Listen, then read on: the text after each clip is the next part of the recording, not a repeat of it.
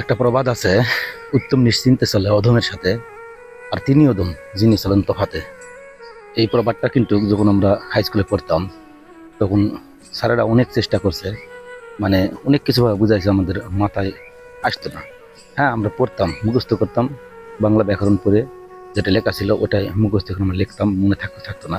কিন্তু বর্তমানে নিজস্ব মেধা থেকে একটা ধারণা আসলো এই প্রবাদ থেকে, যে উত্তম নিশ্চিন্তে চলো অধমের সাথে, তিনি অধম যিনি চলেন তফাতে। এখন এটা হচ্ছে বড় শ্রেণীর লোক, যারা বড় লোক এবং গরিব, তাদের মধ্যে কোনো ভেদাভেদ বা কোনো থাকে না।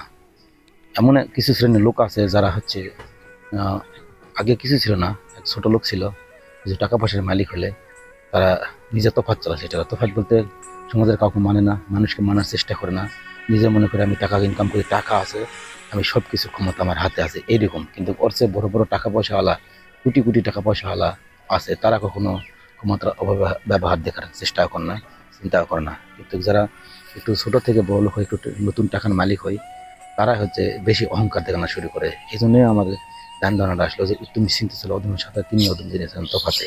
মানে এরা না চলতে পারে বড়লোকদের সঙ্গে, না চলতে পারে গরিবদের সঙ্গে। এরা দুটা টাকার মালিক হয়ে নিজেকে মনে করে যে সে একটা আলাদা ধরনের, মানে শক্তিশালী, বল শক্তিশালী, এবং গ্রাম সমাজ কোনো কিছু তার কাছে লাগবে না, সে আইন টাকা পয়সা দিয়ে কিনে নেবে, এইরকম একটা মানে ধ্যান ধারণা। আর একটা বিষয় আছে এই নতুন টাকাওয়ালাদের, অহংকারীদের, যেটা হচ্ছে নিজের হচ্ছে মেয়ে মানুষের বুদ্ধি শোনা, মানে স্ত্রীর বুদ্ধি শোনা। তার নিজের স্ত্রীর বুদ্ধি শুনে দেখা গেছে মানুষের সঙ্গে ঝগড়া বিবাদ করা, সমাজের ভাই ভাইয়ের সঙ্গে ঝগড়া বিবাদ করা, আর মানে বলা যে কেস করো, টাকা পয়সা যত আছে আমি দেখবো। এই জিনিসটা হচ্ছে তাদের মধ্যে ঢুকে যায় যারা নতুন পয়সাওয়ালা। একটা জিনিস আছে, সেটা হচ্ছে মূর্খতা। মূর্খতা, এই অশিক্ষিত মানুষেরা যদি টাকা পয়সাওয়ালা হয় তাহলে ও মানুষকে আর মানুষ মনে করে না, এবং নিজেকে অনেক কিছু শক্তিশালী এবং অনেক টাকাওয়ালা অনেক কিছু মনে করে। ঠিক আছে, যারা আগে থেকে পূর্বে থেকে যারা টাকাওয়ালা, তারা তারপরে আরও টাকাওয়ালা হলেও তারা এরকম হয় না। কিন্তু হঠাৎ করে এমনি গরিব শ্রেণীর মানুষ যদি, বড়লোক যদি টাকাওয়ালা হয়, বড়লোক হয়, তাহলে মানুষকে মানুষ করে না, মানুষ মনে করে না। এটাও একটা মূর্খতার পরিচয়। যারা মূর্খ ব্যক্তি তারা এরকম করে।